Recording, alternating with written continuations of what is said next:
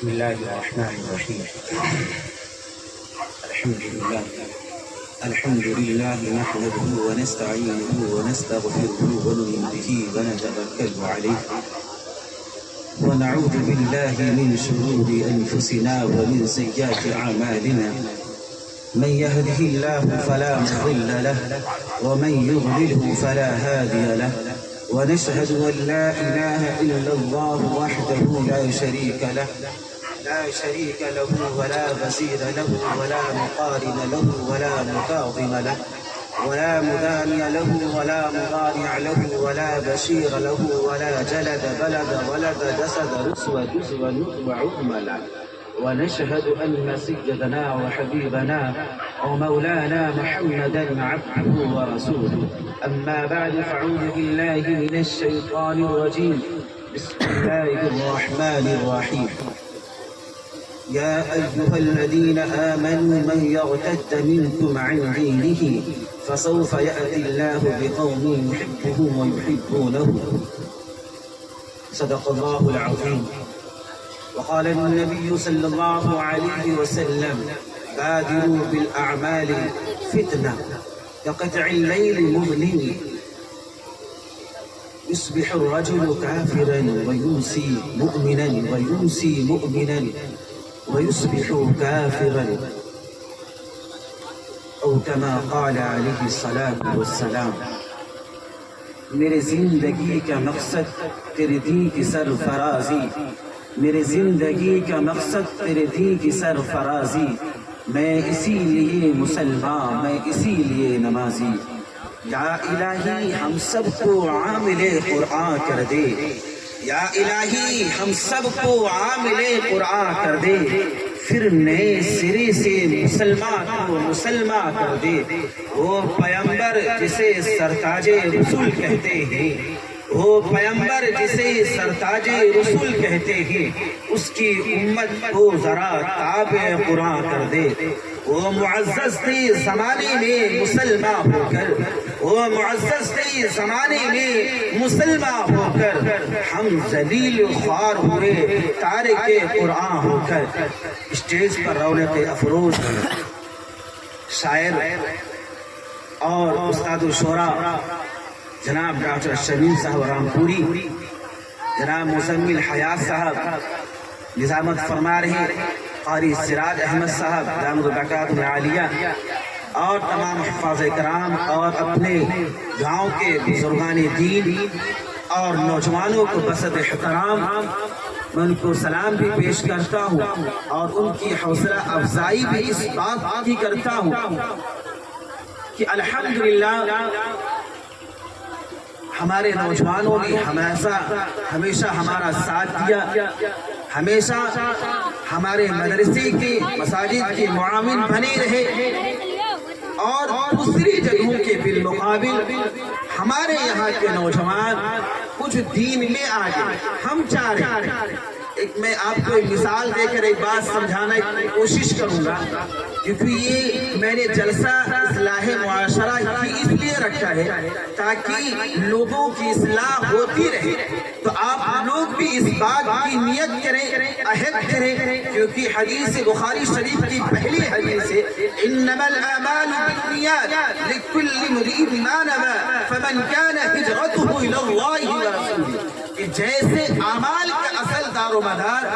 اعمال کا جو ثواب لکھا جاتا ہے وہ نیتوں کی وجہ سے لکھا جاتا ہے. اگر نیت درست ہے تو اللہ رب العزت اس کے اعتبار سے اعمال کا ثواب لکھتے ہیں. اس لیے حدیث مبارکہ میں آتا ہے کہ اللہ کے نبی صلی اللہ علیہ وسلم نے ارشاد فرمایا: اگر کوئی احد پہاڑ کے برابر سونا خرچ کر دے، یا رات و دن عبادت کرتا رہے، نمازیں پڑھتا رہے، حج ادا کرتا رہے، تمام عبادتیں کہتا رہے، لیکن اس کی خالص یہاں تک کہ وہ عالم مفتی کیوں نہ بن جائے، وہ علماء کیوں نہ بن جائے، وہ علامہ کیوں نہ بن جائے، لیکن اگر اس کی نیت خالص نہیں ہے، اگر اس کی نیت صاف نہیں ہے، کچھ نہیں ملنے والا. اللہ درگزر کر دیں گے اور کہیں گے کل قیامت کے دن: اے عالم، اے علامہ کہنے والے، اے سخاوت کرنے والے، اے پیسہ دین کے راستے میں لٹانے والے، اے ہزاروں اور کروڑوں روپیہ خرچ کرنے والے، رات و دن عبادت کرنے والے، ثواب لے لو، جا کے اس مریدین سے ثواب لے لو، جا کے ان نوجوانوں سے ثواب لے لو جس کی وجہ سے تم یہ اعمال کر رہے تھے۔ تم نے میرے لیے کچھ نہیں کیا تھا، مجھے راضی کرنے کے لیے کچھ نہیں کیا تھا، جس کے لیے تم نے یہ جلسہ سجایا تھا، جس کے لیے تم نے عبادت کیا تھا، جس کے لیے تم نے راتوں کو اٹھا کر کے لوگوں کو تہجد پڑھا تھا، دکھانے کے لیے مال خرچ کیا تھا، دکھانے کے لیے، جا کے اسی سے ثواب لے لو۔ ہمارا یا تمہارا کوئی حصہ نہیں، اسلام میں حصہ نہیں، اسی کا سیڑھ کر جہنم میں ڈال دو۔ ہم کہہ رہے ہیں، ہم نہیں کہہ رہے، حدیث بخاری شریف کی پہلی حدیث ہے، پہلے اعمال نیتوں کو درست کریں کہ انشاءاللہ یہ جلسہ جو منعقد کیا گیا ہے، ہم ان حضرات کو بھی دعائیں دیں گے جنہوں نے محنت کی، اللہ ان کی نیت کو بھی خالص کر دے، اور ہم اپنی نیت کو بالکل خالص و صالح کریں گے کہ انشاءاللہ العزیز جو بھی ہم انشاءاللہ یہاں سنیں گے، فجر کی نماز پڑھنے کے ساتھ ساتھ اس پر عمل بھی کریں گے۔ تو میں نے حدیث مبارکہ پڑھی اور قرآن کی آیت مبارکہ پڑھی، اس کے نتیجے میں آپ کے سامنے کچھ کہنے کی کوشش کروں گا۔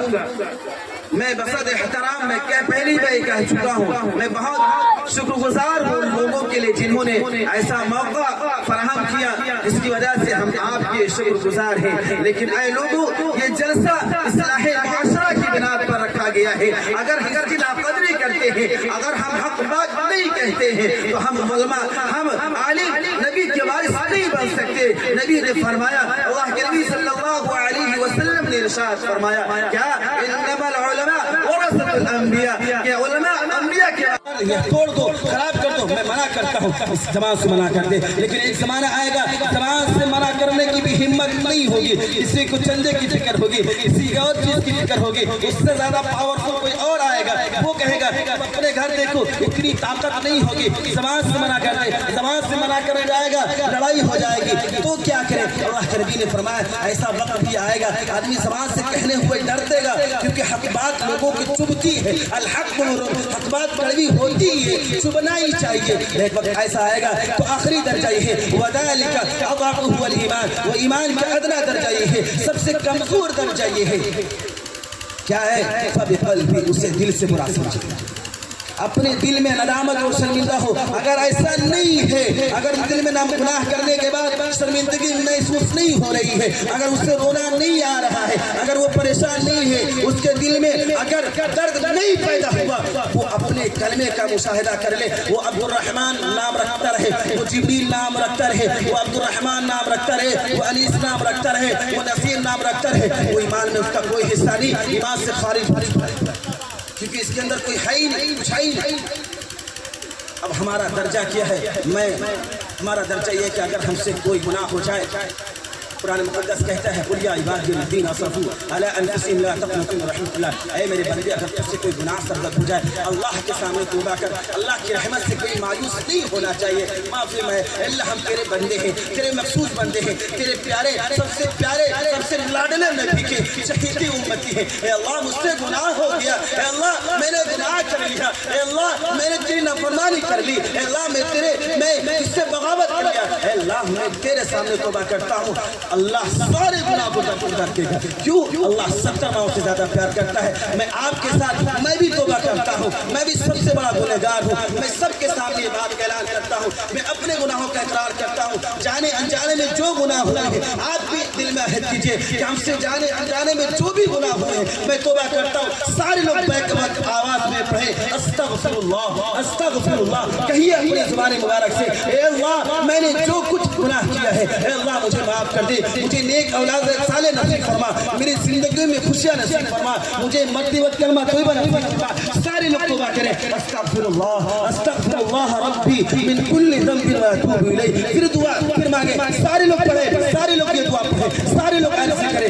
استغفر اللہ ربی من کل ذنب واتوب الیہ۔ اللہ تعالی ہماری توبہ کو قبول فرمائے۔ ہم اعلانیہ بھی توبہ کرتے ہیں اور اللہ سے دعا کرتے ہیں ہمیں چپکے سے بھی دعا کرنے کی توبہ کرنے کی توفیق نصیب فرمائے۔ وما علینا الا البلاغ۔